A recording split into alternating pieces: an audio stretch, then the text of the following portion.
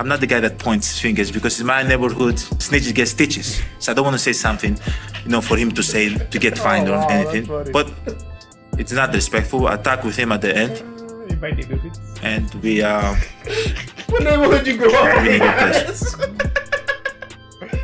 Perfect. What's good, y'all? It's your man DJ Playboy back with another edition of the Perfect Talk podcast. Happy to be here. And of course, I'm with my guy, my dude, Spec, in the building. What's going on, brother? Long time no see. It's been a little minute. I take a little hiatus, you know what I'm saying? But it's been a long time. We should not have left y'all without some episodes to step to. But let's get right to the comments because, of course, the audience are the important people out here, and especially the ones that hop in the comments. So if you're checking us out on YouTube right now, leave a like, subscribe, and of course, please leave a comment, man. You could be like my guy, Devetti Hutchkins KS7WC. That sounds like a bot. If I ever heard one. Now I think when YouTube, if you don't make up a name, I think they just use whatever your email is or whatever. Yeah, and I could be wrong, but they wrote, these dudes crazy. Jim ain't nowhere near the MC or businessman Cam is. This is one of the video that we did about Jim Jones and Camron's little tiff. He wrote, Jim got credited for Fly High and is considered his best single. Even though Max B wrote it, Cam has albums of good music. Joel says albums of good music. J.R. Ryder has classic albums. Jim albums have 2 or 3 songs that are worth listening to, and each song is a feature. Laughing emoji. So shout out to Dave. You know what I mean? We do, or Devet, Devet Hutchkins. We do respect your opinion, and you know what I mean? Yeah. I guess, you entitled to it. For sure. You know what I mean? Go start a podcast. Now, we appreciate your comments. And like I said, hop in the comments, y'all. Show some love. And let's get right to it like we usually do at this time, Spec. Let's get right to Plicka's Spotlight Story. Might be a big story. Might be a little story. But we're going to shine some light on it here at the Perfect Talk podcast. And we didn't get to chop it up when this had first pop. But the Shannon Sharpe case that had gone down, bro. What in the world was going on with Unc, bro? What in the world is going on with Unc? Shannon Sharpe was accused of sexual assault, even though it was a consensual relationship. Right. This was someone that he knew, and I believe for about 2 years, they had a consensual relationship. There were times when he was frequently aggressive, and like I said, sexual assault was an accusation that has been brought up. Now, this was at first a Jane Doe. This woman was supposedly a 19-year-old woman that Shannon Sharpe had met. I believe he's a 56-year-old man. So at the time, he would have been about 53. You know what I mean? Yeah. We'll start there. Because a lot of people like to do that. We just seen the whole Drake Kendrick thing with you heard you like him young. With the Shannon Sharpe situation, I'm not going to age shame. Because I don't like when people do this convenient forgetting. Like, you know what I'm saying? Like, it's been something that we've seen in culture. Not to say it's right or wrong, but Shannon Sharpe's not the first older man that dated a younger woman. We watched Hugh Hefner, who, at the time when he was alive, now Hugh Hefner's legacy is a little different, but at the time when he was alive, they was giving him a lot of props for being who he was. So, you know what I'm saying? We've seen it with NBA owners. Donald Sterling comes to mind. We've seen it with actors, Leonardo DiCaprio, you know what I'm saying? So it's like, we're not going to do this thing where we're going to like, all right, now that it's a black celebrity or now that it's somebody that we could try to pile on with, do the age shaming. But I will say that is a significant age gap. Now, where it becomes weird for me with the dating thing with like that, because I think Shannon has kids. Mm-hmm. So it's like, depending on how close this girl's age is to like your oldest kid's age, probably the same age. That's where it becomes a little weird. I'm not trying to pass judgment here. We just reporting the news, but that's where it's like, all right, Shannon, you in a shaky situation right now. Something else I realized, and in terms of the age thing, something that went viral since Shannon got himself in trouble. I'm playing it real quick. It was the Shannon Sharpe Monique clip where Monique was talking to him when she was on Club Shay Shay. 26-year-old girl. You don't need no 36-year-old girl. This is your auntie talking to you. Take your old ass and get you an old bitch out there that can love you old. You trying to hang out with these young bitches and you can't do it, Shannon. You just can't do it. He wrote in the comments, she tried to give him game and he just sat there giggling, you know what I mean? but to that point, you know what I'm saying? It was a moment. There's a lot of stuff that's been brought back up. I think Shannon Sharpe had Donnell Rollins on the show, and he tried to crack on Donnell Rollins' age gap with his baby moms. As if he wasn't doing the same thing. And please believe Donnell Rollins' baby moms took this opportunity to point out the hypocrisy that she had seen. But with that all being said, you already in Rocky territory. You know what I mean? In terms of the age gap thing. I'm not once again, not going to pass judgment on it. Now, what I will pass judgment on is this image that Shannon Sharpe puts out there. And I'm going to talk more about, what he's been accused of in the case. But before we even get into all that, there's an image that Shannon Sharpe put out. And I'll think of 2 incidents in the past year or 2 that have came up. One was when Shannon Sharpe was on Nightcap with Ocho, and they were talking about Jess Hilarious. And she had been just introduced to the new member of the Breakfast Club. And he obviously is attracted to her. And he was talking about it in like a way that dudes talk. Mm-hmm. It was what Donald Trump would call locker room talk. Okay. And just how he described it. And I never looked at it from the other side. But then I guess when Jess had got on air, I don't know if they gave him donkey or if they were just talking about it in the rumors. But it was something that she didn't feel comfortable. She was like, it made her feel uncomfortable. It was like, and I think she's friends with Ocho. And if you actually listen to the clip, Ocho don't really engage, which is something I think he does a lot when Shannon goes off the deep end sometimes, is he'll talk about himself. Right. But not in a way that's going to like incriminate him. Whereas I think Shannon will more so pass judgment on other people or think he's complimenting somebody, but they actually might get offended by the compliment, so to speak. And then it's kind of this like horny old man image, and for lack of a better term, of what I think he's trying to put out. Like, yo, I'm an old dude, but I still get it in.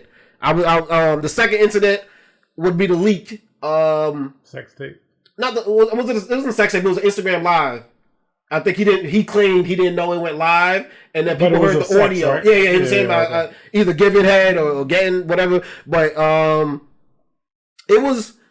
that was weird too, because that felt on purpose. Like, Spec, I know you don't really bang with social media that hard. It ain't easy to go live by mistake. Okay. It's a lot of like, they put safeguards in place so that don't happen. 2, you was also fighting a lot of rumors, Shannon Sharpe that is, of like people wanting to call you gay. Now, whether they really think you gay or they know that's just something that they could pile on and offend you with, that was what people were putting out there. So it kind of came across as like, I ain't gay. Watch how not gay I am. Why were they trying to call him gay? What did he do? He has mannerisms that are kind of like feminine. Like sometimes some people, and I don't subscribe to this, but sometimes some people raised by their moms or they raised by females, and sometimes they'll have female mannerisms. Right. They're not gay, but they probably been hanging around.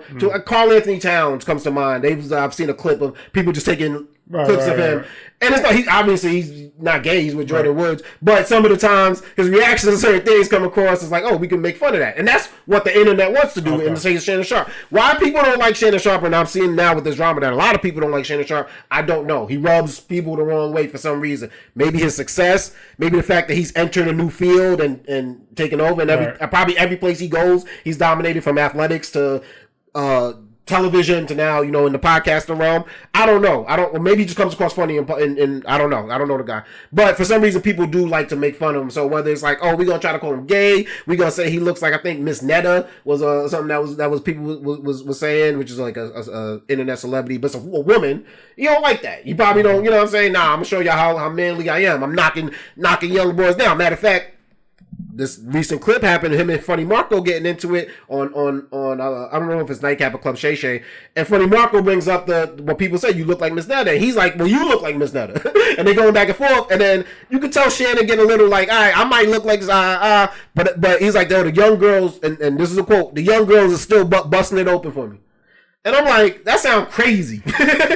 As a quote, as a standalone quote. Right, you know what I mean? And then 2 weeks later, for what happened for this lawsuit to come to light, what I say all that to say, you put a lot out there that people could make into something and turn into something. You know what I mean? I listened to real quick story. I listened to a podcast. I don't listen to it as much now, but a couple years ago, heavy. I was listening to something called the Secret of Success podcast. It's E.T. the Hip Hop Preacher, and it's like 4 brothers. They all married. They all like doing well in their fields in terms of financially. And it was like one of the first times I saw actual black men like big up being married, not making it seem like the ball and chain or whatever. They was like bigging their wives up. They want their wives to be around when they tour in the world. They're motivational speakers, and they're really successful in what they do. But one of the quotes, I think, when E.T. the Hip Hop Preacher, who's the main motivational speaker, the successful one, his like number, I guess you call him like your point man, your one man is one of the things that he told him, because there's an age gap between them. E.T. is a little bit older, and he was like, all right, you young, we on the road, we going places. One thing you got to be in control of is your sexual urges. And he was like, he's like, there's a lot of things. Like, you should be a good leader. You should probably, handle yourself with integrity. But he's like, the one way that they take powerful or well-to-do, especially black men, down is they attack their sexual urges. They like, with Martin Luther King, they try to do it. You know what I'm saying? Or they'll be like, you're chasing after white women, or you're doing this or that. And he was like, if you don't succumb to that, if you could be faithful to your wife, you're not engaging in all these other things, you'll stay out of a lot of trouble. And it was one of the first times I heard that, and I think it's something that I think needs to be pushed a lot more in our community, because I feel like if Shannon Sharpe had heard that maybe in his playing days, or even in his later years, he wouldn't want to put out this image of being the horny old man. And now it's all come back to bite him. And I don't say that to make fun of him, because Louis Farrakhan said, when people fall, don't laugh, learn. Mm-hmm. I don't want to make fun of Shannon Sharpe, but for me, it was like, the light bulb, this is what E.T. was talking about. You know what I'm saying? Like, you are successful, you on ESPN. You have Club Shay Shay, which, and under that are a bunch of podcasts under that umbrella. You doing really good for yourself. You don't got to even put all that out there, bro. Like, you know what I mean? Like, the leaked Instagram live should have been like, yo, you're on a Disney Channel. I even seen it differently with the way Stephen A. Smith spoke about Jay-Z's situation compared to Shannon Sharpe's situation. Like, he literally, I don't know how cool Jay-Z and Stephen A. are, but he literally was like, I know Jay-Z ain't do this. Shannon Sharpe was kind of on some, I wish you the best. We're going to let this play itself out. A friend of mine who is Jay-Z. And I'm saying, for me, Stephen A. Smith, there is no way in hell I believe this about him. Important to point out a couple of things. Number one, I was not there. I can provide no eyewitness account. I sincerely wish him the best. I got love for him. But you know what? Because he's in a room with Shannon. He probably hears some of the conversations. He probably, you know what I'm saying? He's like, I want to give you the benefit of the doubt, but it don't seem that crazy. Because a lot of people, too, and I'll let you get your opinion on it, probably don't even know, probably don't even understand why he's in trouble or could even be sued. And it's like, if it was a consensual relationship, if they supposedly engaged in role play, if they like BDSM, could she turn around and accuse him of something? It's like, yeah, because rules exist in even those worlds. Right. And you can't, it's not just like, yo, let your carnal desires take over. Like, there are still safe words. There are still places that, is this cool with you? Like, you know what I'm saying? And like, I think a lot of people don't fully get that you could get caught up in that. Like I said, it's been described as a consensual relationship. Like I said, the young lady was younger than Shannon Sharpe. And I guess the third thing would be is like, you just handled it wrong, Shannon, in terms of the way you responded to it. Now, I think he was very inspired by Jay-Z. He saw Tony Busby was having a lot of L's. Right. Like, even Diddy was getting wins over Tony Busby. Like, yo, you can't practice law in New York. You can't, you know what I mean? This Jane Doe looking crazy, you know what I mean? Because they just proving her story wrong left and right. So Tony Busby was catching L's, and I thought he was like, I think he think if I come out aggressively, if I like attack this, kind of the way Jay-Z did, this will just go away. If I act scared, if I act like, you know what I mean, that nothing's gonna happen, I think people might start believing it. So let me come aggressively. And one thing I thought he did that was kind of funny, he revealed Shorty's name. Like, she was a Jane Doe. You ain't have to tell us that she did OnlyFans. You ain't have to tell her name is Gabby. You know what I'm saying? Like, the internet, you know what you're going to do by putting them little breadcrumbs out. Everybody going to go find it. Now, I'm sure her OnlyFans numbers went up. I'm sure she's not hurting in that type of way. But that was like, it's almost like you trying to slut shame, so to speak. Like, you know what she does for a living, this girl accusing me? Y'all gonna believe that? And I was like, that was a misstep. Your lawyer in a press conference states several times in the conversation that y'all try to settle. And he keeps using the term tens of millions, to the point where the reporter's like, is it tens of millions or is it 10 million? Right. And he's like, it's at least 10 million. That sounds sus. That sounds crazy. You about to give her 10 million for some chick that was sending you text messages talking about 250,000 a cheek? You know what I'm saying? So now I'm like, it's not looking great. And the way y'all handling this is just getting nervous. And then things are being revealed, like text messages. The most damning one comes from her. But I cried when you left because I begged you to put a condom on and not put it in my, and you didn't listen. I don't care what our history is. No means no, Shannon. I don't know how to process this. I still heard talking, and then he responds, "Can I call you later?" Which is, you know what I mean? That's not great. You know what I mean?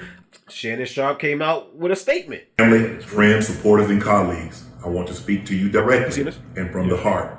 This is a shakedown. I'm going to be open, transparent, and defend myself because this isn't right. This is all being orchestrated by Tony Busby, who has targeted Jay-Z. Tony Busby targets black men, and I believe he's going to release a 30-second clip of a sex tape that tries to make me look guilty and play into every stereotype you could possibly imagine. That video should actually be 10 minutes or so. Hey, Tony, instead of releasing your edit, put the whole video out. I don't have it, or I would myself. You know what happened, and you're trying to manipulate the media. The encounter in question took place during the day at her invitation, and now that appears to be a deliberate setup, coordinated by Gabby, also known as Carly on OnlyFans. Gabby and Tony Busby want $50 million.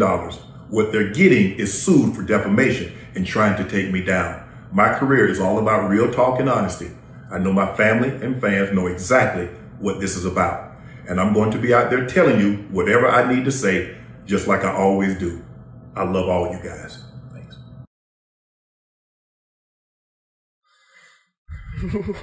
Tony Busby targets black men. He's went after Jay-Z. Now, like, that was weird because Shannon, you talk mad passionately on your podcast and your First Take show.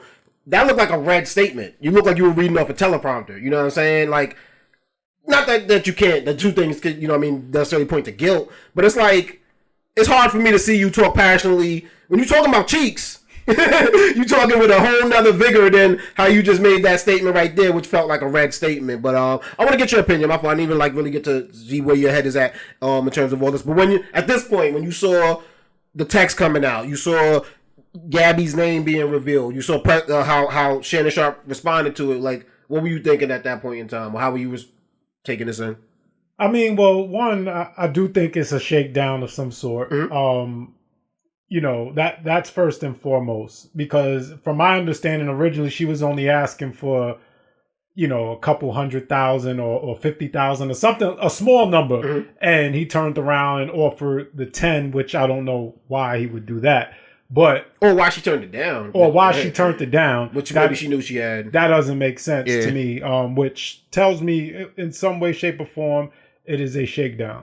So, you know, I'm with Shannon on that side of things. I'm not into age shame. Oh, go ahead. But by shakedown, though, because there's a negative connotation to the term shakedown. Shakedown. It doesn't mean nothing happened. No, it doesn't mean anything happened. It just means now because I'm upset with you, I'm gonna get what I can get out of you. I'm assuming that's what I'm asking. Yeah, I mean, because again, originally it was a small amount. Mm-hmm. Now, you know, whether it's because I heard of your potential contract coming down the pipeline, now I'm trying to get even more. Because a shakedown to me, and I guess where my difference is like a third party. I see you do something to somebody else. You don't know I seen it. I'm waiting. I'm in the bushes. I'm waiting. I got it on tape and everything. I wait till the time when it's opportune for you. You're like, yo, I got this tape of you doing da da da da da. I'm not involved in it in any type of way. You know what I'm saying? But I'm going to make sure I get a payday off of it. That's what I would kind of put a shakedown as. The only reason I look at it differently, and I'm not saying that it's not a shakedown, was that I think, because she was a party involved with it, I think it went left. It was a relationship like, oh, we cool. Yeah, that happened. You know, water under the bridge until it wasn't. Yeah, I use the term shakedown because now Bigsby is involved. Like, he, in my opinion, is shakedown king. And so it just, you know, from that standpoint, you know, I'm with Shannon. It appears, you know, they had an actual relationship of some sort. Now, like I was saying, I'm not into age shaming. Mm-hmm. Every situation is different. As it pertains to this specific one, I personally don't understand what, you know, a 56-year-old man has to do with a teenager. Mm-hmm. At the end of the day, if you have teen in the number of you're a fucking teenager. And so for me, that piece by itself, I can't really wrap my head around because y'all have literally nothing in common. I don't even know how you're attracted towards that, but to each his own. She is legal according to the law, so that's all that really matters in that sense. And in the adult industry, that's like what's the word I want to use? Put on a pedestal, so to speak, or it's not weird. There's a genre for that. There is a genre. Yeah. So, and culturally, I mean, it's existed. I mean, it's not like we've never heard of, like you said. And one thing, I've never looked at it from the perspective of, okay, this is a black man doing this. What if it was a white man doing this? How would it be perceived and stuff like that? I thought that was an interesting point. Because when you brought up Hugh, I mean, Hugh did stuff like this. And I mean, obviously it was back during the time where, again, in my opinion, culture didn't see that age gap as big of a deal as I think we see it today. So, you know, it wasn't that big of a problem when Hugh was doing it versus if he's in the Me Too era trying to do that. I'm curious how the world would react to it in today's day and age. Yeah. But, you know, I'd be accused of something before he even did something. Right. So, I mean, I don't know. I don't like the situation that Shannon has placed himself in. I do think it's a shakedown. But yeah, I mean, it's just a messy situation all the way around. Another thing, it sounds as if there was an incident, at least, because of the text messages, where I think guys got to remember, I don't care if this chick was getting crazy in the club or was texting you the craziest things. The second she say it, it's like, it's not fair. Yeah, I got to explain to my 10-year-old that life's not fair. But you put yourself you put yourself in a bad situation. You know what I'm saying? Now, where I will agree with you on the shakedown. Now, maybe after that, maybe once she was already scoring, I heard whispers that after that Instagram live came out, she was still messing with him, and that wasn't her. Oh, okay. I was about to ask if that was okay. Yeah, and so she might have felt a little like, yo, we supposed to be together? Maybe that's where things went left. Whatever the case may be, you put yourself in a situation, though, where, like I said, it don't matter if the joint's getting crazy. It don't matter. You've given enough people to have doubt. Now, what they did to him is actually, like, a little crazy. And not that I feel bad for him, and not that I'm saying that anybody lied. But, like, it's like, yo, bro, we got enough on you to make your job not want you to be there. It's not, and you didn't do nothing wrong. This is consensual, but what people sign in a lot of these contracts are moral clauses.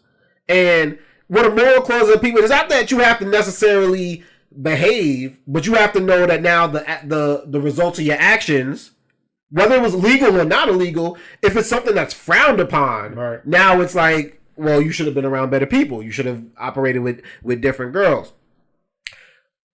Maybe Shannon was attracted to the fact of what this girl did for a living. That maybe that was a bragging thing for him. Maybe he was like, oh, she's down. I don't know. That's what I think everyone has the head scratch. It's like, bro, you can get you don't have to go for that. You went for the lowest hanging fruit. You went for the one that's going to be the easiest to, from the outside looking in, easiest to manipulate, easiest to control because of her age and her experience in life.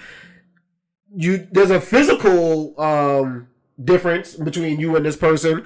With that would be there alone. You, Shannon Sharpe, and the funny thing about it is you're fully aware of the perception of a black man in America. You were on your podcast, Club Shay Shay, with Andrew Schultz, and made a statement like, I don't even get on an elevator with a single woman because I don't want it to be no doors were closed, nobody seeing anything, and now she could just say anything. That's what he said? Shannon Sharpe said that out of his own mouth. I don't believe him. Right. I think he gets on the elevator with women. But to make that statement would show like, oh, I go the extra mile to not get caught up in nothing like that. I'm aware of how things look. I'm big man, little white woman. I'm not going to do, and I don't even know if he threw the race thing in there, but little woman, you know what I mean, so to speak. I just know optically, you know what I mean, how that could be bad. So you're aware of that. Handle that in the way you operate yourself. Nobody, and the funny thing is like nobody's not even saying don't do this, but you so out of pocket that you would text crazy things as opposed to say it. Say it on the phone, like, you know what I'm saying. Like she record that. I mean, I think that's illegal. She can't like record your phone conversation. Well, depending on what state y'all in. Oh yeah, true, yeah. Which because now that I think about it, she does have a recorded conversation. They leaked this. This was crazy. I don't know. Anything I say, you're just going to, like, get mad at, and you're just going to hang up on me, so I feel like... I'm not going to hang up on you. Here's what it is. What does that even mean? Nothing yet. You want to be a dick to me now, so... I don't want to be. Don't manipulate me. Oh, Lord have mercy. If you say that one more time, I'm going to fucking choke the shit out of you when I see you.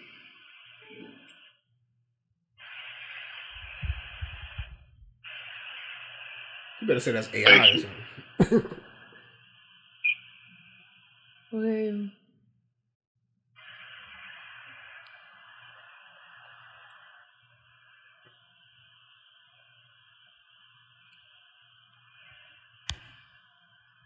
Well, the hell was something? They say something else. I don't.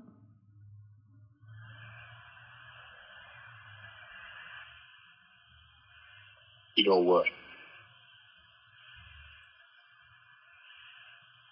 Well, I don't want to be choked. Yes, you do. I don't think you have a choice in the matter. Yeah, Shannon, it ain't great, bro. I haven't even heard that shit. And that's what they, you know what I mean? And they, like I said, they got a sex tape. They claim they have that he put out there, that he told us, that the public about, not their side.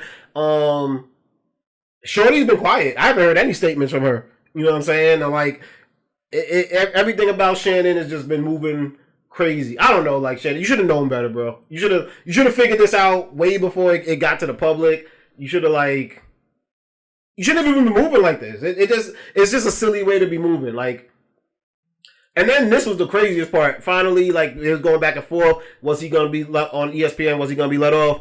And like, he releases a statement that's obviously a text message that somebody sent to him of what to say. And like, he's like, no, I'm just going to take a screenshot and post this, as opposed to like just putting it out on his own stationery or whatever the case. Well, my statement is found here, and this is the truth. The relationship in question was 100% consensual. At this juncture, I'm electing to step aside temporarily from my ESPN duties. I will be devoting this time to my family and responding and dealing with these false and disruptive allegations set against me. I plan to return to ESPN at the start of the NFL preseason. I sincerely appreciate the overwhelming and ongoing support I have received from my family, fans, friends, and colleagues. Shannon Sharpe. I wouldn't be surprised if we don't see him. Yeah, I mean, after, again, I didn't hear that, that call was wild, conversation, right? but it's kind of like, damn, shit. Like, I don't know. I don't know there's if enough, coming back put from it that. like this. I don't think, and the sad part about it, I really don't think he necessarily did what he's being accused of, but there's enough smoke. Because I can't prove if he there was a time when she said no and he kept going. But the evidence, I believe it though. But the evidence with this, that's what I was trying to say. I don't want to like put a judgment. You in this country, you're supposed to be innocent until the burden of proof is put on the other side to prove that you did something. So if we're gonna go into that statement, I don't know if that happened or not, but the smoke is showing me it's leaning towards that direction. Because athletes, now that I'm, when you talk about like powerful men, whether you're an athlete, entertainer, things of that nature, the way that they came up, the way that their brains are wired after years of being appeased, like people don't say no to them. And so they don't hear that word. Like you could say no, but it's almost like literally, I don't even hear it.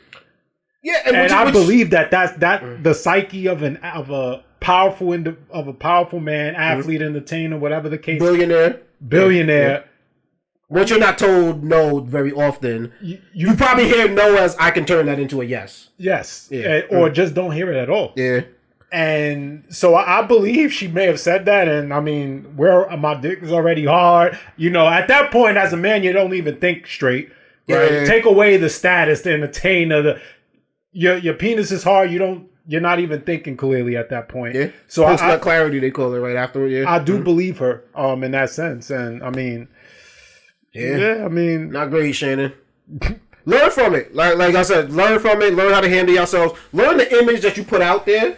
Like, you know what I'm saying? Like at a certain age, maybe you should not want to put out I'm a which is funny because that says DJ Playboy behind me, but if y'all know me, I'm a family man. You know what I'm saying? Spec came out surrounded by my family. Like that's just how that's my DJ name, but that ain't how I'm my Instagram don't look like no damn put it like that. So you know what I'm saying? Like, but that was a name I made up when I was a kid. You know what I'm saying? And it's like but I'm not gonna like make that my lifestyle and because that's not me. That's not even something that I at this point in my life I want.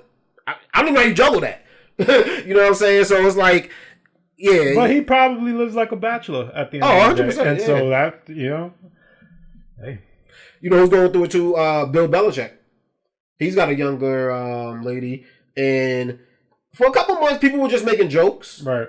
And I think the girl was hearing the jokes, and she was handling it well for a couple months. But I think that she started to crack under the pressure a little bit. To the point where like they did a CBS interview, and she must have been such like a bitch or something like that for them to. She interrupts the interview when he starts asking how they met. Mm-hmm. And she's like, "We're not answering questions like that." And they said at some point she like stormed out. She thought Bill was gonna come chasing after her. He didn't. So she had to end up coming back in. And it's like that had come out. Then HBO was gonna give him a college version of Hard Knocks for UNC, which we know UNC for basketball. They do have some football news every now and again. Some players come out of it, but that's not really their thing. Right. So the fact that like NFL Films is going to give them like a Hard Knocks version for just UNC, it really was because of Bill Belichick. And I don't understand the connection. He's the coach of UNC. Oh, really? Oh, yeah. I didn't know that. Yeah, he got hired this past off season or whatever. So yeah, he went like a season or two after he left the Patriots, just like doing nothing, and then now he's at UNC. Okay. So he gets there. They was gonna give him a little show. She wants to be an executive producer. She wants what's known as daily. So basically, what they film daily, she wants to get that so she can approve it or disapprove it. And they like, who the fuck are you? Like, no, like they scrapped the whole project. So like, you know what I'm saying? Like, she's losing him a lot of like shit left and right. You know what I'm saying? And it's like, it's just looking. His agent or some shit. She's trying to be his publicist. Okay. But she's not professional like a publicist. You know what I'm saying? So it's looking, and it's also your girlfriend who's a lot younger than you, who didn't go to school to be a publicist or whatever the case may be. So it's like, it's just looking crazy out there. And it's like you tarnishing your legacy a little bit. And it's like, yeah, these and like, it's good, not age shaming, this isn't a new concept. But it's also like you got to know the people you picking, you know what I'm saying? And like there are a lot of these girls probably around the same age who know how to be to the side. And every once in a while, yeah, their age gonna come out. They're gonna act a little out of pocket. And in the case of a Bill Belichick, in the case of a Shannon Sharpe, if they know you got shit to lose, not that Bill Belichick's chick is mad at them, but you know what I mean. Or a woman scored in Shannon's situation, or even just a woman that you with, she having a tantrum right now. You know what I'm saying? Shannon's girl is like, yo, you did me dirty. Like we got, you know what I mean? Now you got to pay up, and I'm gonna wait till I hurt you the most. That's. But y'all should have known this by this point in y'all lives. Listen, I think the lesson to take away from all of this, to all you powerful men out there, we are in different times. You need to watch out. Women are not powerless anymore. That's the thing. Like, women have a voice. You don't treat them right nowadays, it can be a problem for you, period. And that's you guys shaping up. Yep, that's the best advice. Like, men, you could still act like men. I mean, what does that look like? I don't know. But you can't do all the things that you used to get away with and think it's going to be sweet at this point in time. I was kind of happy for the Me Too era. I guess because I didn't get in trouble during it. I'm so people that would have got in trouble during it look at it differently. But like, I think a lot of dudes, and maybe I'm being too honest in this moment, but I can admit it. A lot of dudes were like, "Oh, I didn't know I couldn't do that." Right. Yeah. I think like that whole no conversation. Like growing up, no just meant like. Keep trying. It doesn't really mean no. Just try harder. But I think what got us was they made up a catchphrase during our era. The no means no. I don't think that existed before us. Yeah, you mean like kind of like the newer era made no means no. But we were kids. I think we weren't full adults when we first heard no means no. We were like kids, I think, at the time. We were kids. Yeah, so that concept, I think, a little with me was like, this shit got a catchphrase? Like, it might be serious, you know what I'm saying? I mean, I still never really took it that serious. I mean, but I seen, like, Tupac, Mike Tyson, like, that was my Me Too. Okay. You know what I'm saying? So I was like, oh, maybe no does me. No, because it was like, don't do drugs. It's a corny statement, but then you start seeing people die from, you know what I mean? Was the dude that got drafted by the Celtics? and then he had the cocaine overdose. Lim Bias. Yeah. You start seeing stuff like that. You're like, oh, all right, maybe it's not. You know what I'm saying? Like maybe the catchphrase, all right, don't do drugs. Like crack is whack. You know what I'm saying? Like so that for me, once I saw the catchphrase and then real life examples, and not saying that they did or didn't, but they went down for it. They got in trouble for it. Yeah. So it was like, oh yeah, let me chill out. And then my dad was always that guy that was like, yo, if you, I don't know, if maybe life experiences and stuff that he's been through. He was like, yo, if you were with a group of dudes and there's like one chick and it's starting to get like weird, like, you know, she don't want to be there, but they not like, he's like, honestly, the best thing you could do is remove yourself from the situation. He's like, if you could help her out, get her out of there. But he's like, the best thing you need to do is be somewhere else that's so people know you wasn't around.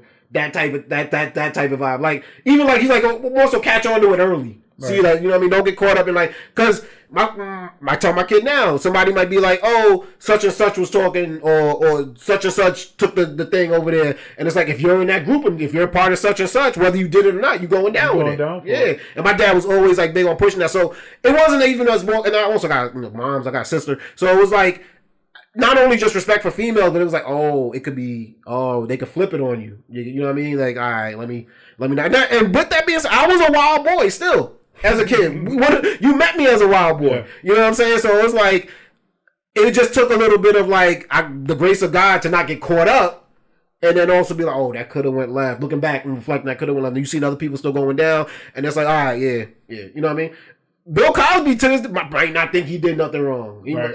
Like I just think it's like the cult. Donald Trump didn't think he did nothing wrong with he was talking about culture. I mean, Quaaludes, that was culture. Yeah. I mean, that was, you know. Donald Trump talking about just walking up and grabbing it, like culture. I mean, girls let dudes get away with that now. I mean, if you powerful enough, but that's not right. But it's not. But I think the way to think is not all girls. Right. True. Yes. Not all. It's just like we can't put everybody unless everything. Some girls will. Yes. And they might even be down for it. Some girls might be offended by it and still not say nothing. Because they just like, oh, damn, did that really just happen? And some girls are going to make sure the world about to know what you just did. Right. Like, and that's how you got to kind of like, all right, I don't know, I can't tell which from which, so. What's good, y'all? It's your man, DJ Playboy, and I'm here with my guy, Spec, and we representing for the Perfect Talk Podcast. Make sure y'all like and subscribe, people. And, of course, hop in the comments, let us know what you thinking. And go check out the website, www.perfecttalkpodcast.com. All the episodes right there. Yes, sir. But, Spec, man, it's been a long time since we actually kicked it and chopped it up, and, you know, when we have, like, a little bit of time between talking, we got to go to one of my favorite segments called Since We Spoke. Deion Sanders, we got to talk about what happened with my man in the draft, man. Was projected to go first, possible second. Ended up slipping to the 5th round. Was the 144th pick by the Cleveland Browns, which is better than Tom Brady. I think it was 199. But Shedeur Sanders physically looks a lot different than Tom Brady also looked at the end of his draft. It also shows you those numbers don't mean nothing. It's all about where you take it from there. You just need to get in through the door. Now, why did he slip? Was it people saw the Bronny James nepotism and was like, all right, we'll get him, but maybe we'll just get him at the end? Maybe people didn't like the way that he carried himself. I heard Deion Sanders make a quote talking about he'll pull a Archie Manning if Travis Hunter and Shedeur don't end up, because he's like, I know certain cities I don't want them to end up in. Maybe they was a little too open in that. You predict Shedeur and Travis going in the draft? Top 4. Ooh, that's pretty beautiful. Anywhere from 1 through 4. One of them is going to be 1. That's what I'm talking about. One of them is going to be speak it into existence. And the latter one would not go behind 4. Now, all this is subjective because I know where I want them to go. Mm-hmm. And let's not forget Shallow, okay? Mm-hmm. But I know where I want them to go. So there's certain cities that ain't gonna happen. Okay, you on point. It's gonna be it's gonna be an Eli. I've also heard Shedeur didn't go to the combine. There were games that he opted to not play in as opposed to like games that were probably a little more local to where he lived. I've heard rumors of Shedeur being at parties. And not that I've heard it was a party, but I heard one person say on a podcast that, and they were adamant to say that he was not drunk. He didn't look like he was getting faded, but he was at a party where everybody was. And the fact that he's saying that makes me think it was like open air, no phones, people like, yo, just do what you're gonna do on the table type shit. And he's like, you shouldn't be here. If he looked at him and was like, you shouldn't be here, you know what I mean? Then the NFL knows you probably places where you probably shouldn't be at. Then, like, because they got private investigators working from their former, doing what kids do. So all that being said, I don't really know. I don't watch enough college football to know. I don't even know if he was that nice. I just know he has a famous dad, and I like Colorado. I seen his numbers; they didn't seem that bad for it to be that level of where he slipped. But you combine all these things, a little bit of overconfidence, which I don't think is a problem, but I don't know necessarily know if the white men who are deciding if they're going to sign you or not find that to be a problem. Who your dad is? Some people don't like your dad being like, I'm just gonna, I'm a big dick to situation. Or I've heard statements like Deion has been in the media for several years. Was he getting certain people to be like, yo, Shedeur's draft status is a B instead of a C? Or, you know what I mean? Or was he pulling? I don't know. Like, you know what I mean? Who knows? Is that, or is someone gonna put their job on the line because Deion asked for a favor? I don't know how that works. You know what I mean? But what I will say is throughout the whole thing, even with being pranked, Deion Sanders handled himself with a lot of gravitas. I agree. Yeah. At no point did I see him, and I know at that age, he was streaming one. At that age, I'd have had like a whole status. You would have knew how I felt. I'd have been showing out. I'd have been talking about collusion. I'd have been talking all types of conspiracy theories. So the fact that he handled himself like that shows something that, like, I respect. I never got the overconfident thing from Shedeur. Like, I haven't watched a ton of interviews, but like him and Travis kind of both seem super humble. I think it's a matter of perception. Like, you know, what do you perceive as overconfident? He's flashy, you know. It was jewelry, I mean, that's not, you know. But I never like heard him talk and thought that this kid. He's not a massive shit talker. Yeah. Like, he's not one of those dudes. In fact, Shiloh's more like Deion, But Shedeur almost to the point where I was like, he's kind of like the. And I don't think he's nothing against his intelligence, but he's kind of like a remedial prime time in the fact that like he seems like he's thinking about what he's gonna say before he says it. Like Deion, what we like about Deion is he's spitting. He's like, gold for the money, green for the honey. Like he didn't make that up, but he'd be like, you know what I mean? What he say? Look good, feel good, play good. Like he'll just come up with these like statements all the time. Or even in the press now as a coach, he'll have a good rebuttal on the spot. Where you like, did you rehearse that at home? Did you come? What type of Muhammad Ali shit is this? Where Shedeur don't got that. You could tell he's a little more measured and thinking about what he wants to say. So I didn't get none of those vibes from him. I also, not every team needs a quarterback. I seen how the Giants treated Jaden Daniels the year before, and Jaden Daniels, you seen him balling out for Washington, so he knows how to play.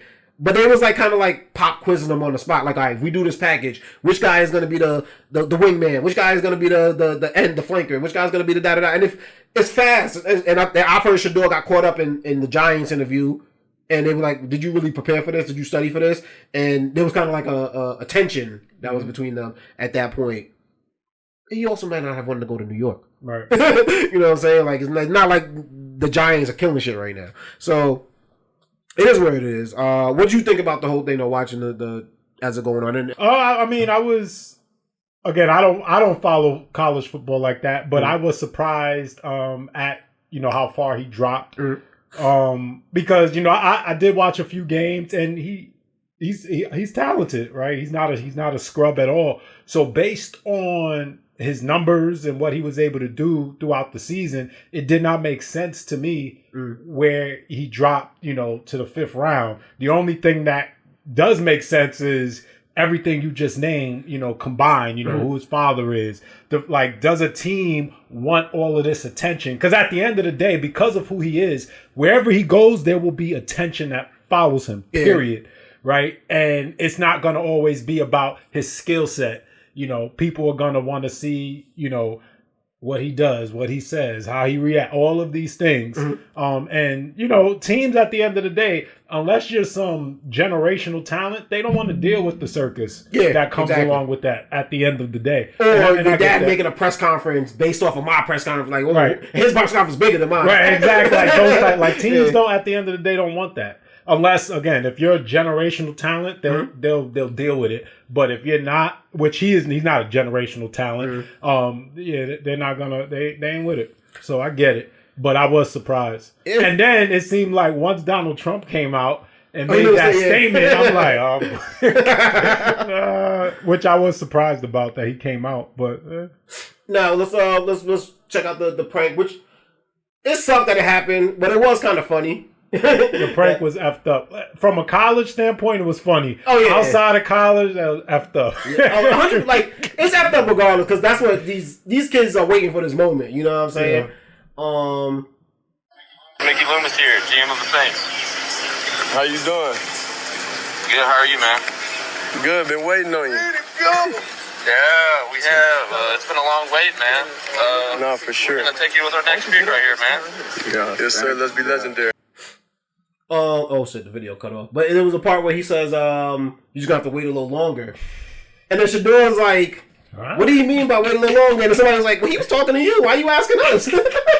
So I think he felt like something was a little funny, like just like wondering why they said that. But he was like, all right, let's see what happens. Obviously, that was live streaming, and then people saw that the Saints didn't pick him. This was the kids actually posted themselves doing it. This is Mickey Loomis here, GM of the Saints. How you doing? Good. How are you, man? Good. Been waiting on you. Yeah, we have. It's been a long wait, man. We're gonna take you with our next pick right here, man.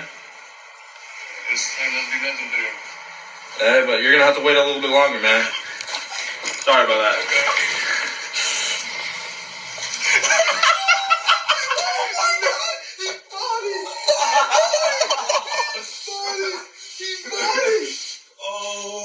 Now you know why this is so dumb? Because one, the number can only be traced back to the son of the defensive coordinator, because it's a draft phone. They only buy that phone for the draft. 2, they recorded themselves doing it. And then 3, they posted themselves. Like, those aren't your friends, homeboy. Like, the fact that they did that, but you saw the fallout. The Atlanta Falcons defensive coordinator, Jeff Albridge, they found out that his son had gotten Shedeur's number out of an iPad that was unlocked. Came back to bite him in the ass. The Falcons were fined $250,000, and Jeff Albridge was fined $100,000 due to his son's action. I believe his son's name is Jax. They both apologized to Deion Sanders. I think Jax even called him, and they on stream and apologized. But yeah, wild. And then they pranked someone else. There was another kid that got pranked also. Oh, that same day? Yeah, but not as famous, and not obviously it wasn't as big of a thing. But yeah, wild boys, learn. Young boys, learn from that. Y'all from everything we talking about this episode. But they probably won't. I mean, it's just what young boys do with phones. You don't think? Because they could have got away with it. Like, they literally set them. They recorded themselves, posted it, and then it was like it can only be traced back to one person. My man's wearing the school logo. What do you think for the process? A lot of I don't care for processes. I don't care for interview processes. I don't care for it. But as I gotten older, I realized why they exist. A lot of people have jobs because of processes. So a good example of not doing the process would be like Beyonce. She didn't want to do the country music process of, I got to go to every country music radio station. I got to do the circuit to now be considered in their award ceremony. The music should speak for itself. Beyonce could do that. Beyonce has built up a certain level of, outside of that genre, she's already famous. She has a ton of money to back her up. If this fails, not the big of the end of the world. And she has 20 plus years of a career. Mm-hmm. As a Shedeur, there's something to be said of going through the process. I get not wanting to do it and not even feeling like you should have to do it, but I can see why it turns people off that you wouldn't do it, because it's like, bro, this kid's nicer than you. He did it. Right. You know what I'm saying? And it's like, so I think we as young people and black people, I should say, because sometimes I think our confidence gets in the way of it. There's nothing wrong with being confident. Nothing wrong with even being a little showboaty if you could back it up. But there's got to be a respect for the process, because once you start disrespecting processes, I see why that rubs people the wrong way, and they're going to make sure you're punished for it. There could be a consensus around them, like, yo, you won't really show up. All right, you ain't going before third. Right. You know what I'm saying? And like, I don't know if that's what happened, but I can see why people can feel that way. Yeah. So it's like, And like I said, and again, you're not the generational talent to just say 100%. Process. Exactly. So. Whereas I think sometimes we do think we are. You know what I'm saying? Like, I trust me, I hate getting dressed up and going on a job interview. I'm like, I gotta impress you, this guy, you, this person, just, you know what I mean? And it feels fake. It feels, but especially in Shedeur Sanders' field of work, how many times are you gonna be interviewed? How many tough press conferences do you have to have after a loss? You're a quarterback. You gotta eat a loss. As if you knowing it wasn't your fault. So it's like, I can see why they want you to go to that process. One, just to see how you handle it, and two, how they could be rubbed the wrong way when you don't do it. So that just goes to show. And I hope Shedeur uses all his fuel and turns everything around. Like I said, I have extreme respect for the amount of gravitas, and I feel like Deion has raised him well for the way he handled this, because I'd have been acting a donkey. I'd have went 8th round. So, you know what I'm saying? And then also shout out to Shiloh. He wasn't drafted, but he was signed by the Tampa Bay Buccaneers as an undrafted signing. So got both brothers in the league now. Let's see what they do with it. Spec. Since we spoke, man, Kanye just been getting weirder and weirder and weirder, man. Just and it's sad because it feels like you're just reaching. Mm-hmm. When am I going to get a headline? I'm gonna tweet out, I wish Paris Hilton had my kids instead of Kim Kardashian, because you know it gets a headline. You show up for DJ Academics wearing the all black KKK outfit because it's a headline, but it's all corny. Nobody's like respecting it. I've heard numerous reports of Kanye dropping music and haven't heard any of it. I don't even know where to find it. I don't even want to go out my way to find it. So it's like, what's going on? But when he reaches this weird incestual phase of he wants to admit that he did something with his cousin, that's where I'm just like, this is like wild. Puts out a message, says this song is called Cousins, about my cousin that's locked in jail for life for killing a pregnant lady a few years ago. After I told him we wouldn't look at dirty magazines together anymore. That sentence don't even make sense. I don't even get you killed somebody a few years after we wouldn't look at dirty magazines anymore. He went on to say, perhaps in my self-centered mess, I felt it was my fault that I showed him those dirty magazines when he was 6, and then we acted out what we saw. He said his dad had Playboys, but his mother's magazines were different. This is from the same performer who tweeted and deleted this month that his late mother Donda was a lesbian whom he caught hooking up with his babysitter. Then he announced he had performed a sexual act on his younger male cousin until he turned 14. Kanye added, my name is Ye, and I asked his cousin's D until he was 14. Just weird. And we could get into like what whether it's true, whether it's not. It could be abuse. There's a whole place that I don't even want to go down that road. A lot of rappers was being supportive to Kanye. What did y'all see in that tweet to say, Kanye, shout out to you, bro? Like admitting your truth. Like I think ASAP Ferg had made an announcement. I don't know if ASAP Ferg read it wrong, because I think ASAP Ferg admitted to being a victim of like abuse. You know, YG released a song recently about having abuse done to him as a child. So I don't know if people thought that that's what Kanye said, but I was saying about people being supportive of him. But I was like, that was a head scratcher to me. But Camron heard this and was like, it is what it is. He talked about how much he loved the city of Chicago, but questioned the behavior of the city's two biggest artists, Kanye and R. Kelly.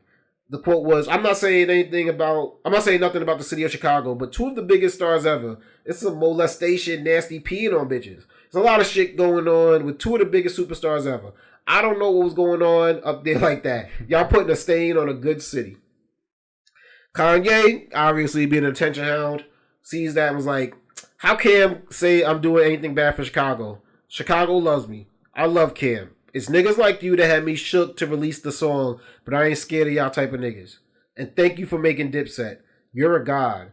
And fuck you, by the way. And I got on my $2 million Dipset belt as I tweet.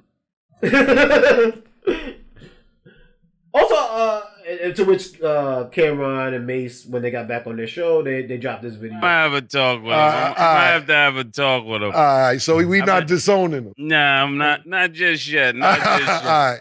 I'm gonna fly to California tomorrow, man. All right. See where he's at, man. Because we gotta talk, man. I don't like what I'm hearing. All right, nah, that's all good. You hear what he said about you? Yeah, that's why I'm talking to you. Because I don't usually talk to niggas who suck dick. Once they suck dick, I don't go back.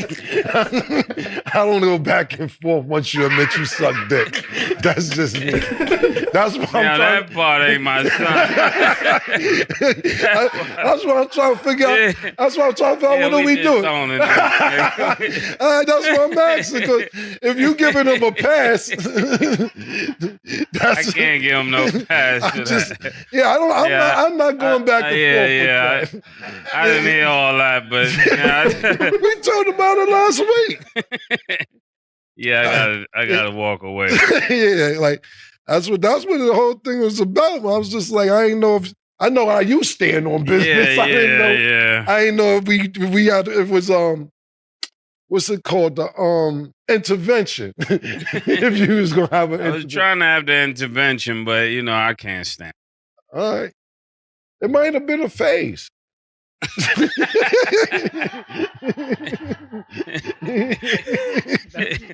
So what Cam is saying is that this whole phase is up. He can have his whole phase deleted. Listen, that's what Drea said. No.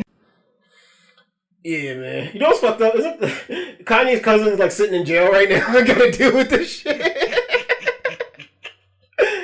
I don't know what Kanye is going through, man.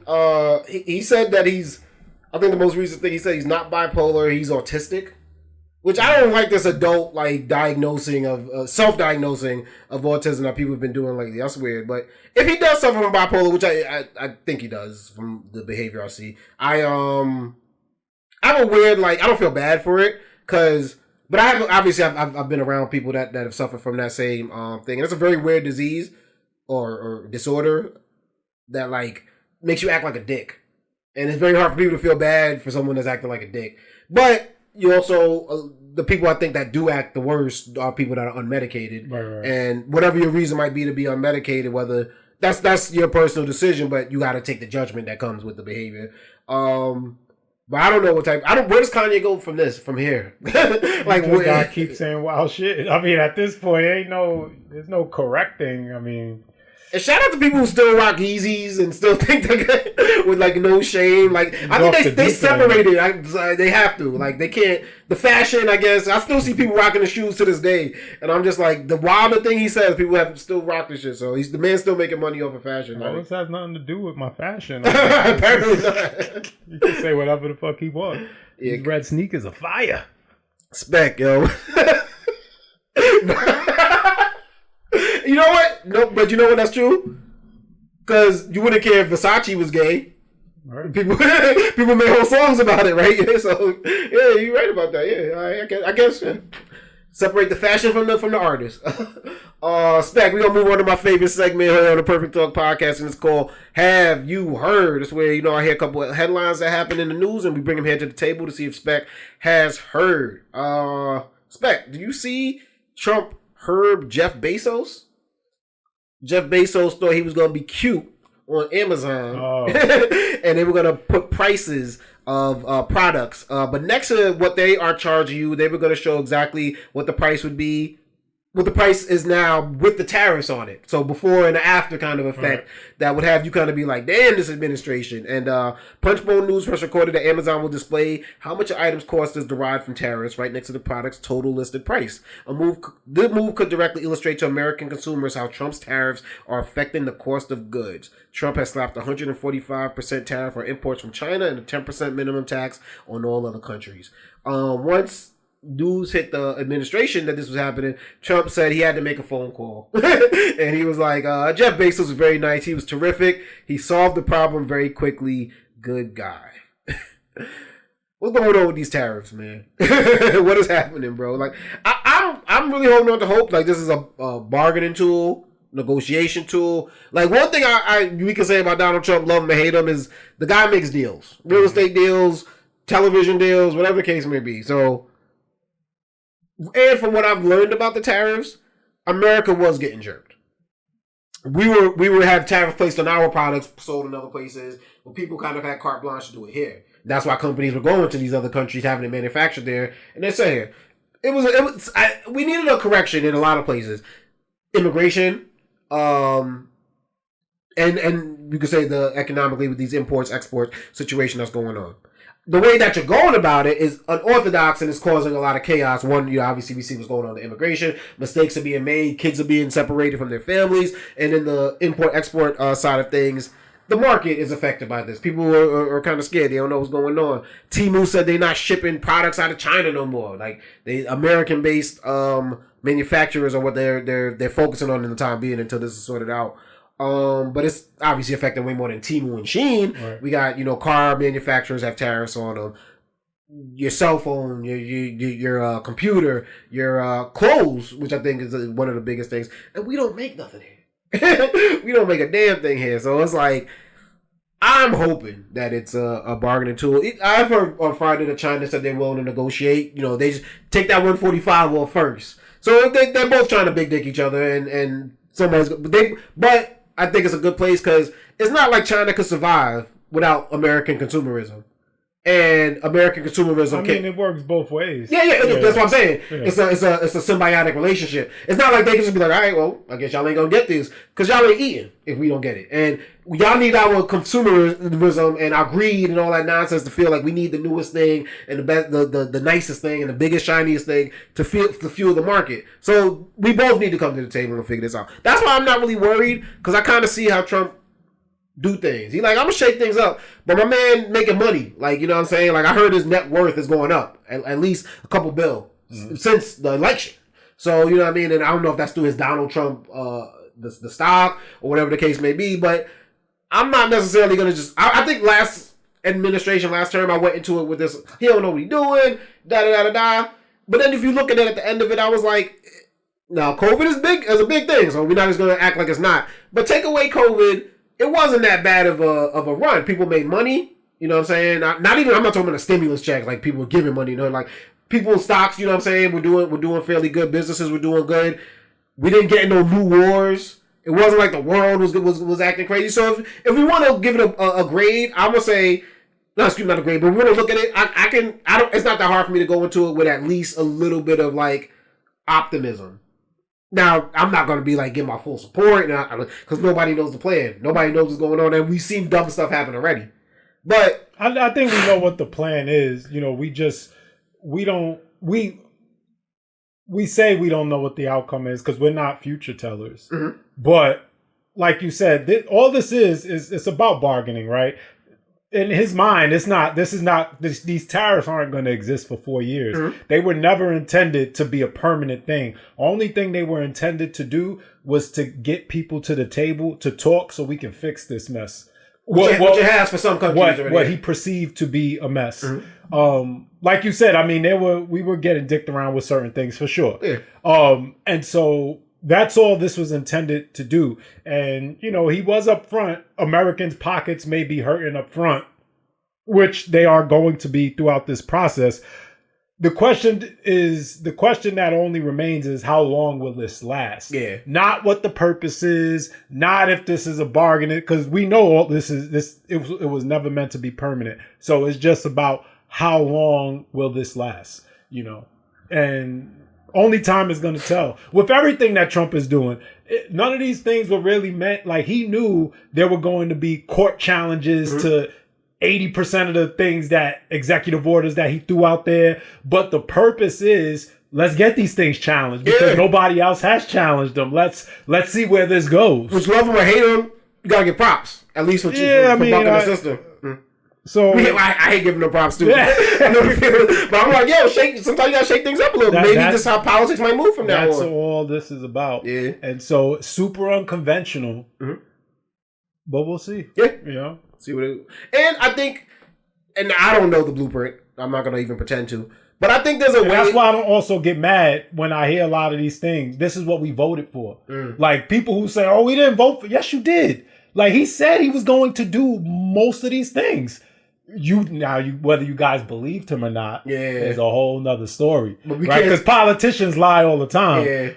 But I don't look at Trump as a liar, really. Like, I believe that he believes the things that fly out of his mouth, and so I take him on his word when he says we're going to deport all these people. I believe him. When he says we're going to implement tariff, I believe him. When he, like everything he says, third term, I believe him. Third term, I believe the try. Republican Party will attempt to make it happen. Yeah. Period. He been flowing that out like early. Like it's year one, bro. They're going to try and make it happen. I believe it. And if it did happen, I would not be. Now, will he win all of those things? But to get it on the books, all of that, I believe him. Yeah. No, it's a catch-22 because, like, my whole thing about this is, like, we got but so much say over who's going to be the president, who's going to be this. Like, we got a vote that's in an electoral college, and they gave us the 2 candidates. And then, like, it was 20 people that we could have chosen. So it's like, you only got but so much say. So at some point, you might be someone at the top you don't like. I ain't about to let 4 years go by with me not coming out better, though, than I, you know what I'm saying? By 2024, I'm going to make sure by 24, I'm better. 24 to 28, I'm going to make sure I'm better. No matter who's at the top. So I think that's why, like, I don't get, like, I know people that get really upset by this type of thing. They start arguing. They having beef with their family. Like, I don't get all caught up in that because I'm like, no matter who's at the top, I got to still figure out how to maneuver this way that I get better. Now, it sucks because you are watching people catch L's, but it doesn't necessarily affect my day-to-day. Right. And I can't say, well, because it doesn't affect me, I don't care about it because that's how Nazi Germany happens. You know what I mean? That's how all types of terrible things happen if we just act like we're not going to be affected. But what I do say is just figure out how you got to maneuver. You got to, like, you can sit around and you're going to sit around with the people crying all day. Yo, it sucks. How do you da-da-da? Or you going to figure out how to make yourself be in a better position by the end of it. So, real quick, back to Bezos, though. What'd you think about him sending his girlfriend, Gail Kane, Katy Perry, up to space? I thought it was cool. I mean, wasting money, though. Well, yeah, I mean, but whose money was wasted? I mean, these are all rich people, so, I mean, if I was rich, I'd fucking spend the money to do it. I mean... You could say it was Jeff Bezos' money, but I believe he gets government grants to develop that company. Now, well, that was supposed to be for the government's, I think, benefit more so than his. But it's like, hey, we ain't develop it for you and you send your girlfriend up to space. But if I was given the opportunity, I think I would have went just to say I did. Like, I don't blame none of them for going. I mean, I don't have nothing wrong with it. Now, people was hating on him. People was mad. Big time. I don't know why. I mean, maybe y'all jealous. I don't know. But I don't know reason to hate on him. Spec, have you heard? Diddy's case is about to start this week. It's going down. He turned down that plea deal. He did. I wonder how much time, because I didn't hear the amount of time. They didn't say the time. Yeah. But I assume it had to be like at least 15 years, 15 to 20 years or some shit like that. They said it was significantly less than what he would get. If. Yeah, I mean, because the charges, like now, if he would have, like, they come with a life sentence. So. Maybe he knows something we don't know. Well, it's weird because I've heard rumors that they're going with a defense of saying that the incarcerated rapper did not have the mental capacity to commit the alleged sex crimes due to being under the influence of drugs or alcohol at the time. Oh, that's the defense? I don't know how true that is because it sounds so bad as a defense. Like, that shit. Yeah. I thought the defense was just, these are mostly like consenting adults, having a good time type of deal. That's what I thought. So which makes me think if he's going to like point to someone else as like, well, this person was fueling me with like a Michael Jackson situation where it's like I was being just fed drugs and things happened, but I'm a victim too. That's the only way, because it's like you can't play if you drive drunk and you kill somebody, we don't care if you was incarcerated at the time of the thing. You did a bad thing. You made a decision. You decided to take those drugs or the alcohol. You did something that somebody ended up getting hurt. You still gotta. So I don't see how that's a defense. Well, you'll get manslaughter versus murder one or something like that, which is maybe that's. I also think they're trying to like put it out. At this point, they know everything is jury tampering. Yeah, everything is going to be. There's no way to get an unbiased jury. So the more stuff that we can put out there, was more likely to get. Oh, was that true? Did that headline I hear? Right. Maybe he really was partying. Maybe he's a victim. Da da da da. It's and because of that, because there's been so much on the opposite direction of where people are trying to paint him as. That could be their defense. Is like, let's play this in the media. Let's try to win it that way. Like you said, he did confirm that he rejected that plea deal. They did not say how much it was set, but it was this week that he went into court. He was asked by Judge Arun. I don't know what his pop-up is popping up right now. Judge Arun. I'm not even trying that last name, but yeah, he was wearing, I guess, his they said a white thermal coat.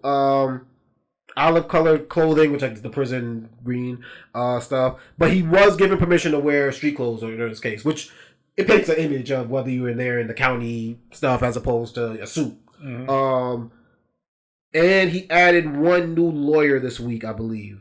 I'll get the name of the gentleman. I believe he's a Howard graduate. Xavier R. Donaldson. He filed a notice of appearance in advance of Diddy's sex trafficking trial 3 days before the trial begins. So I don't know if this guy's gonna come in and be like the the Luka Doncic, so to speak, over there and try to fix things up. But he just added them on. So Diddy's fighting. He's swinging. You know what I'm saying? And I know we gonna talk on this podcast a lot about obviously what's gonna come out of this case because Cassie has been set up to testify. Oh yeah, and his ex-wife, I think, too, or ex whatever. Is it Misa? Yeah, Misa. Okay. And I think there's actually some Jane Does or John Does that are going to testify, which I don't see how they could be anonymous though. At that point, we're going to have to obviously know who they are. Yeah, once they testify, but at this point, they're Jane Doe or John Doe. And I guess Donaldson, his newest lawyer, he worked with Brian Steele, who we know from. He joins a legal team headed by Mark Agfilio Tony Garagas, and which also features Brian Steele. So does Diddy have Brian Steele? I think Diddy signed Brian Steele, looks like, from what I'm reading here. Who also represented Young Thug. So, yeah. Yep, to hear about that. It's going to be a fight. They're going to be trying to throw a lot of things out as evidence. Like, this not that case. We can't bring that thing up. But it's going to be very interesting to see where this goes. You had just mentioned Misa. This was actually a topic that I had here. Spec, have you heard? Did you know Misa and Mary J. Blige, Misa Hilton, who was Diddy's baby mom, and Mary J. Blige. I didn't know this, but I guess they've been friends for like 30 years, really close friends. And I also didn't know that I believe Misa might manage Mary has a label, but to some combination they work with artists. And Vado was one of the artists. I don't pay attention to Mary J. Blige's music, but I hear if you listen to Mary J. Blige's, you've heard a lot of Vado over the past couple of years in terms of collaborations that she's done with him, and he's appeared on her projects. But I didn't really even know Vado was making music. Come to find out, there's a $5 million lawsuit. Misa is suing Mary J. Blige over the Vado situation. People on the radio made jokes like, is Vado worth $5 million? Is Vado going to make y'all $5 million? It also has come out that Misa and Mary J's relationship has been strained. And I don't know if Vado was caught in the middle of that or if Vado was the reason behind that. But I don't want to get into all the girl talking. I don't, like I said, I didn't even know Vado was still rapping. Shout out to Vado. Where's your stance though on friends doing business with each other? It can get messy. Oh, obviously, yeah. But how do you decide? Because we've done business with each other. Back in college, we you want to call it that, had a business endeavor that worked. Now, but I have also had other businesses with people. Some have worked, some haven't. Some I would do business with again, some I wouldn't. I think one thing with our situation at work was your success wasn't built off of me, and my success wasn't built off of you. We kind of were set up as we worked together, but we were independent entities, and I don't know if maybe that's what people have to be. Because I think sometimes when you're combined, so it's no different. Like when you talk about business, it's a relationship, just like outside of business. If we're just friends, it's a relationship. All friendships don't work out. Mm-hmm. So it just really boils down to the two people in the business relationship. If y'all are on the same page, whether y'all communicate well, like all of these things, that the same characteristics that you would put as in a good friendship, you would have to also have in the business relationship, or it does not work. Yeah. Communication, being on the same page, or even if you're not on the same page, being able to communicate that and work through it, all of those things. Mm-hmm. Those are the key ingredients to making it be successful. That's not always going to be the case with two people. And then when you're dealing with friends, you talk like now you have real emotions involved in the situation. So that heightens things. Yeah. And so that's where it can really get messy. One thing I think when I approach any type of business endeavor, and it could be something as simple as like a gig or maybe something bigger than that, is like the friendship is the most important. I don't think I'm the norm. I think a lot of people sometimes put the money ahead. For me, if I lose the money but keep the friendship, I'm cool with that. Mm-hmm. I don't need, but if I gain the friendship and gain the money and lose the friendship, to me that's an issue. Because it was like, well, then we could have just skipped the business and still be friends. Right. So I think for me, it's like, I don't want to say I always put the friendship first, but I'm not going to let the friendship taint the business. If that's like, the business could flop. I'm not going to, like, we still going to be cool. Like we still gonna be the same way we was like from before that. Where I don't think everybody can do that. I can say on my side I am. I don't know if the other party is, or at least like that. But I put a value on friendship. I know at this point in my life, I've met a lot more people that I don't rock with than the people that I do. So when I do rock with a person, they're special in some way, shape, or form, and I think that's worth more than money. You know what I mean? Not everybody feels that way, and I think it takes an ability to separate. Things might happen in a friendship. I don't mean the business has to be affected, but people can't always separate those type of things. So yeah, it's okay. I think if it can be avoided, stay away from it. But I don't think it's a necessarily rule to be like, don't ever do business with friends, because if you're family. Because if your skill set matches well with my skill set, I think what worked with us, like I said, the independent, like we were compartmentalized. My failure wouldn't lead to failure to you. My success didn't necessarily mean success for you. We both had to perform in a way, shape, or form. And I think if we're going to come together on a business, let's say this podcast, maybe your skill set is in this area, my skill set's in that area. Focus on what I focus on, you focus on what you focus on, and everybody, we should be upward mobility. It doesn't always work like that. Some people want to be in every part of the pie. Some people are like, why is this person doing this? Or why is this person eating more than that? And then I think that's where things get funny. But Spec, before we get out of here, we got to do things I've seen on the internet. That's when I will see some funny things or some interesting things on the internet, and I got to bring it to the table. Let my guy Spec know, man. First one I seen, I put this as the wrong name. I meant to say Trump Pope. But did you see this posted on Truth Social by the real Donald Trump? AI-generated fake image of Donald Trump as the Pope. Kind of wild because the Pope just passed away, and in the process of choosing a new one. But I think even wilder is that he would post this. Some people have seen it as sacrilegious. Some people. Trump don't play, man. Trump will find an AI image of anything and repost it, like with no shame. I'm not all for the religious. Don't play around with religious imagery. But what I will say is Trump's use of social media needs to be studied by, I think, other politicians. The Democrats. Yeah, it needs to be because even though this is silliness, though, it's the way to have that voice to like just talk to your people. It's a direct connection. Yeah. Like I'm gonna be honest, like despite what Trump does, like I said it before, he acts like who he is. Like I believe everything he says. Mm-hmm. He does this. He does it because he saw it. Oh, this is cool. I'm gonna post it. Like there's no real filter, and I can appreciate that because I know the shit that he's selling me is not bullshit. It's what he believes. It like he stands on what he believes, and so hey, I can rock with somebody like that versus somebody who I have to question everything. What's their motive? Are they lying? Yeah. Like no, I believe him. He does what he feels. He says what he feels. Like a Chuck Schumer. You're like, all right, Chuck, you talking about you a man of people. You got billionaire friends too, though. Like, let's not sit here in front. He's a classic politician. But don't paint that image. Yeah, whereas Trump is doing the same thing Kanye's doing, but he's doing it better. You know what I'm saying? Like, this does the same thing that Kanye does from all the tweets. He knows it's going to piss people off. He knows it's going to get the attention. And he's like, I'm going to do it anyway. So people is going to get clicks. People either want, they're polarizing. People want to talk about it. Whereas Kanye is just like, all right, you seem desperate. Like, you're trying too hard. You know what I mean? But he's done the Kanye better than Kanye. Like, Kanye, that's why Kanye wants to be with him or wear his hat. You know what I'm saying? Like, because it's like he knows how to use social media and the real media to his benefit. Mm-hmm. Spec.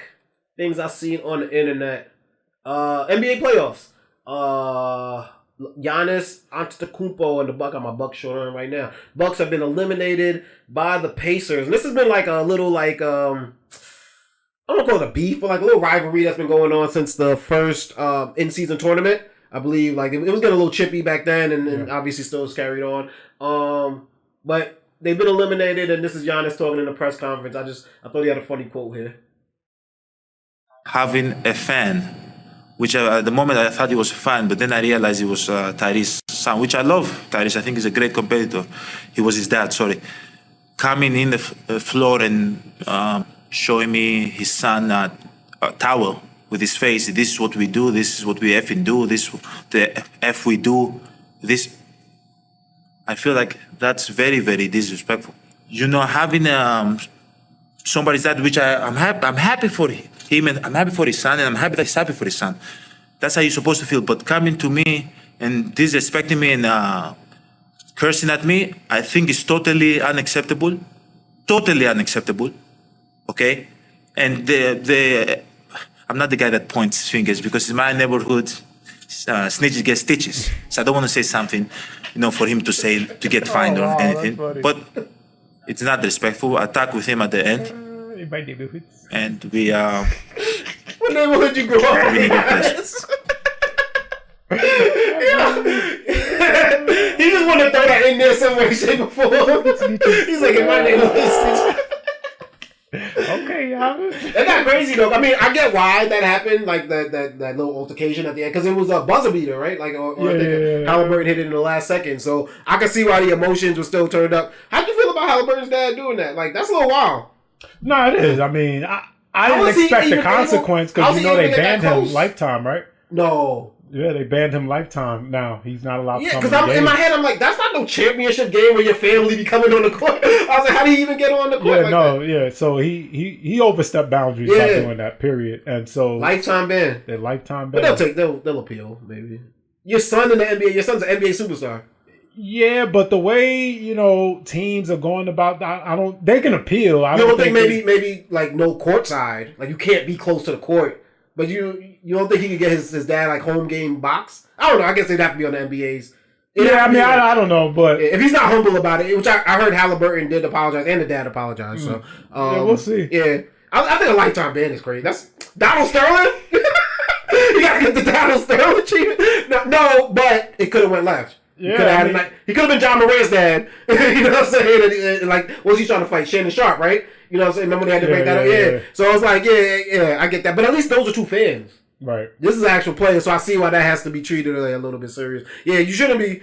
And I thought it was wild seeing how close Giannis got to him. That was a little crazy too. Like, I don't know. On the court. Yeah. But no, from Giannis, because Giannis had to bend over like to get in his face like that. From Giannis' standpoint, I'm looking at it like, yo, Giannis, you wilding. But I will say it's not the first time Haliburton's father has been on the court, or just certain people in general who are fans are not a part of the game end up on the court. Yeah. Like, it happens. But like their wives sometimes after the games be on the court and shit like that. Yeah. So that's not necessarily out of the ordinary, but you have to conduct yourself in a certain manner. Period. Because because I seen it on social media. I didn't watch it live, but there was like a little tuffle before the dad got to him. Yeah. Because Giannis gave somebody a pound and then said something crazy to him. Yeah, okay. So for the dad, during the teens when they're shaking, like there was a he held on to him, and he was saying something crazy, and you could tell him nigga like, "Hey, back up." But for his dad to do that after already seeing an altercation go down is crazy. Yeah. I don't agree with lifetime, but I do agree. Maybe the Will Smith 10-year Oscar ban. Again, you can't do that because who knows if Tyrese Haliburton's still gonna be around in 10 years. But you have to give him a serious thing because fans need to know that ain't cool. Yeah, you can't do that. But it was funny to see. You know what I mean? Spec, man, that's another episode in the books. We back at it, bro. Where can my people find you out on social media? Nowhere. You can find your boy DJ Playboy on X at DJ Playboy. You can find me on Instagram at Pliccapeezy, PLICCAPEEZY. And of course, you can follow the entire massive Perfect Talk podcast right there on Instagram as well at Perfect Talk Radio. Go check out the YouTube channel if you're not watching us there right now. And if you are, please leave a like. Please subscribe. Hop in the comments. You might get highlighted on a future episode. And check out my other YouTube channel. I just got back to my DJ Playboy YouTube channel. Go check that out. We're gonna try to have a link up here somewhere that y'all can just click on. But I'm back on the tables. I'm dropping mixes. I'm trying to get them to you as often as possible. Hopefully weekly, but we'll see how it goes. I got a couple new distractions in my life, but we'll see how quick we can get them out to y'all. But go check out the channels, mixes. It's clean music. You know what I'm saying? If it's not clean, you're going to know. You know what I mean? I ain't going to have y'all walk into it. You can play it around the family. You can listen to it while you're working out. You can listen to it in the car. We might get into some unedited stuff, but I'll let y'all know. And genre-wise, we're doing everything from hip-hop, R&B, EDM music, Afro beats. Might throw some reggae in there too. So, you know what I mean? Go check that out. And go check out the website where you can find everything from Perfect Talk Podcast and DJ Playboy, perfecttalkpodcast.com. Everything from my mixes to every episode of Perfect Talk Podcast. And of course, you could get the merch, dog. Go get that merch, people. You know what I'm saying? Spec, if y'all didn't know, we took a couple weeks off. You know what I mean? Like I said, we shouldn't have left y'all. But I had a kid. I had my second child. Introduced my daughter to the world. It's been a crazy month. You know what I mean? But I think we still adjusting. I not even gonna play myself like a new parent and say we figuring it out in the first month because you know how it is with parenting. Once you figure out one thing, a new challenge arises. Yes. But definitely a blessing. You know, God is good. The first kid that me and my girlfriend have had. So it's her first, my second, and beautiful addition to the family. You know what I mean? And that family vibe is there. So I've just been in good spirits for the past couple weeks. But we back at it on the podcast tip, man. So stay tuned, and we gonna keep coming at y'all every single week, man. Spec, say goodbye to the people, brother. Peace. Spread love. It's the Brooklyn way. Peace.